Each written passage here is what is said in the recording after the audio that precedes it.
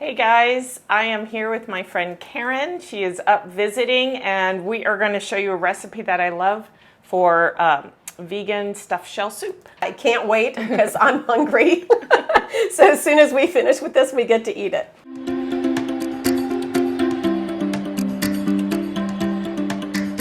Hey, so Karen is here visiting and you guys are up from Atlanta, right? Yep. And we, if you can't tell, we are longtime friends from our sorority days at Old Dominion University, Alpha Xi Delta. And that's how we know each other. And it's been probably since we graduated that we've What seen year each other. did you graduate? 90? Yeah, I 89? graduated in 90. Yeah. So it's been a long, I don't even know what that math is. So, I I don't want to think about what that math is. It's been a long time. Yeah. So, Karen, we're going to make some vegan, no oil stuffed shell soup. And I picked this because it's really family friendly. I think if your kids, if your husband, if they enjoy soup at all, they're going to love this one. And they don't even need to know that there's no meat in it. It's going to be so good. Except they just heard, but that's okay. I can't wait. I can't wait. It sounds delicious. So I've got all of our ingredients already out, and I had a little bit of a jump start for the onions. It's just some chopped onions, and I used the broth for sauteing it. We don't need oil. That's kind of big in this community, is we just don't need the added calories of Isn't oil. it interesting? Because I learned that years ago, and then my first thought was, oh my gosh, how do you saute without oil? And then it's really just water, broth. I mean, it's so easy. And so I have not used oil in years. Right, right. It's just really lovely that you can do this and you really don't need the oil and you don't miss it. So I'm going to put you in charge of the pot of stirring, and I'm going to start adding ingredients. And by the way, this recipe is from Monkey and Me Kitchen Adventures. I've said it before, if you've seen any of my previous videos, I love all of their recipes. I really have not found one that I don't love. I'm not going to give exact measurements because I really want you guys to go and check out their website. I think, to be fair to them, it's just better to give you a link to their website and just show you the soup as we're going along. Okay, so the onions have been sauteing. They should be pretty soft by now.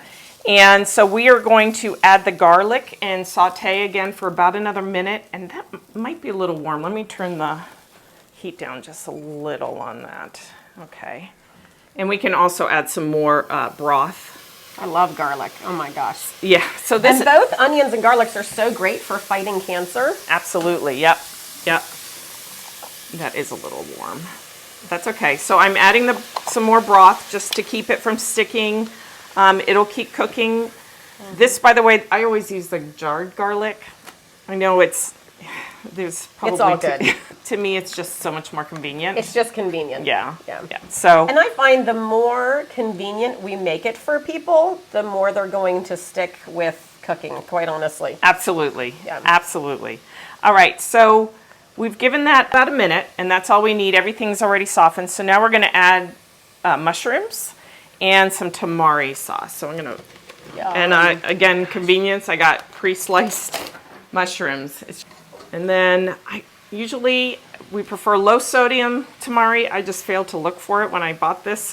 But it's about 2 tablespoons. Look at you. Yeah, we're eyeballing it. For the pasta, we really need to cook that separately and then add it at the end because otherwise it absorbs way too much of the broth. So I'm gonna boil my water here and then add about half of this box.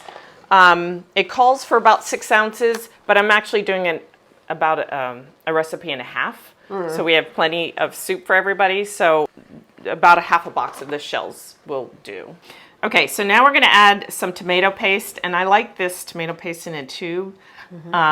That way nothing ever goes to waste because I never need a recipe. It always calls for 1 tablespoon out of a little can, and I do the exact same thing. I buy the tube of it. It's perfect. Yeah. So the mushrooms have released a lot of water, but now, so go ahead and stir that around, and the tomato paste will sort of darken a little bit and get really savory. It's a very good umami flavor for our soup. Water is boiling, and I'm going to add the shells. And it's called stuffed shell soup, and it's actually more like a deconstructed stuffed shell soup. The recipe calls for jumbo, but I can never find jumbo shells, so I have these medium number 50 size shells. So I'm going to add about half the box. This makes more sense for a soup. I can't picture a big shell in yeah. soup. No, and also I try not to eat too much pasta right now, so while I'm trying to lose weight. So it's really easy to kind of make sure I'm only eating 2 or 3 pasta shells rather than, you know, one gigantic one. So that is looking really good. I'm going to keep coming back and stirring, but we're going to add the rest of the base ingredients, which is, we're going to use this entire box of vegetable broth. I love this Pacific brand. It's low sodium, which is really helpful. Put that whole thing in, and then I'm going to add another, again, I'm making 1.5 recipes, so I'm going to add about another cup of water just to thin it out a little bit. And it calls for petite diced tomatoes, and I don't know how you feel about this, but I always look for the non-BPA lined cans. I don't know what happened. We, as a society, got all up in arms about BPA in water bottles and in baby bottles, and the companies responded and they got rid of the BPA, but it's still lining our cans. Yes. So we're still exposed to it on a regular basis. So especially with a tomato product, I give Hunt's a shout out because they are non-BPA canned on their tomatoes. So anyway, uh-oh. I didn't. I might have. And I do feel like the more you can do health-wise and environment-wise on your own, like this, that we have control over. Right. Because there's so many things we don't have control over. What we're going to do now is we're going to finish adding the base ingredients. So that was a can of tomatoes, the mushroom, the onion, the garlic, the tomato paste. This is a can of lentils. They are organic lentils, so it's pretty safe if you buy something organic that it's going to be without the BPA in the lining. So we'll add that. And then I have nutritional yeast. Oh my gosh. Which I love. I can eat this with a spoon. I know. This stuff is so good. good. And it adds a flavor that is so specific and unique. I wouldn't want to try this without the nutritional yeast. I just think it's Well, that's what gives a lot of things the cheesy flavor as well. Absolutely. Yes. This is miso and some maple syrup. So we're going to add this as well. And again, go to the website, pull up the recipe, print it out.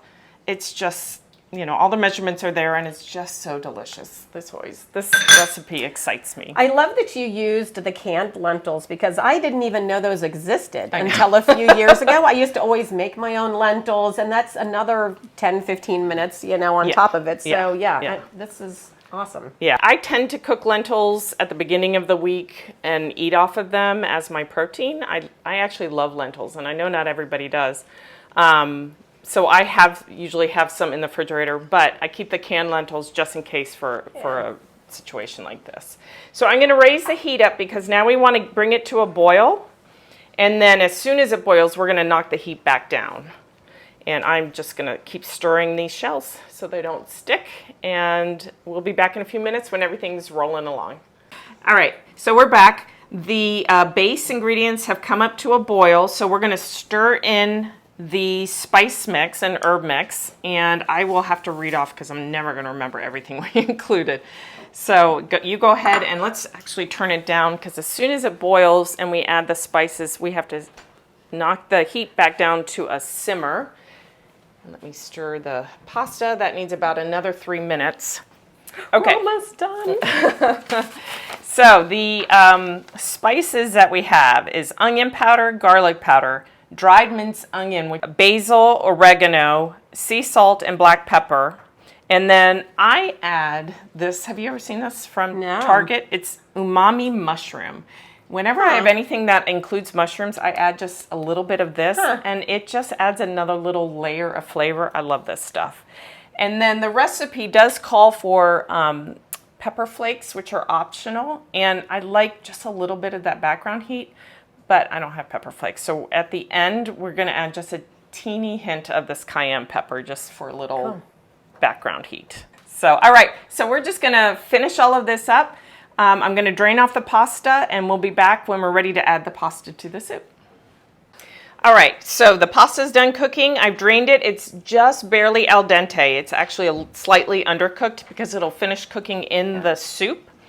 And everything is ready. It's been simmering 5 minutes. I'm going to combine the pasta. We're going to put it in, add just a little hint of the cayenne pepper, and then it has to sit for at least 6 minutes. You got to be a little bit patient. Torture. And then it'll be time to give it a taste. All right, so we are ready. The whole pot sat for about 6 minutes, maybe 10 minutes. Sort of lets the flavors all meld. And we're going to invite your friend in to come taste test with us. This is Carmelo, and he also went to school with us in the 80s, Old Dominion University. So glad you could come up and visit as well. Thanks for having me. Yeah, so, all right, so let's do this. It's going to be a little bit hot, but, you know, you guys just go ahead and I'll give that to you. You might let it cool. And Here's one. yeah. Thank you. And I love how This looks and smells amazing. it looks It is creamy, going to be which I too love. hot for me to try It right is. now. Maybe just a quick spoonful, just a taste. Thank you. And Carmelo is a world traveler and has eaten at a lot of places, so he's going to be a good critic for this. How can you eat that so hot? Just a little. I just took a Oh, little you bit just of a the little broth. bit. Maybe I should take some out. Very good. It's all right. Yeah, it is very good. All the flavors. I can't even describe it. It's got a little. Oh my gosh, it's amazing. Isn't that good? A little teeny tiny sweetness from that maple syrup, but all of those spices that they put in this recipe, it's just so delicious. And it tastes like it's cheesy because of the nutritional yeast. This is so good. Oh Yeah. my gosh. I can't wait to go home and make this myself. Yeah. Thank you guys so much for coming. I'm so glad you were able to stop by on your way through town, and your family's here. So we're going to go off and we're going to enjoy this soup with everybody. Thanks for joining us, and I will see you guys again next week. Bye. We should have done our hair like up back in the 80s. Right, with a banana clip. Yeah. and the bangs, really high. Oh my gosh.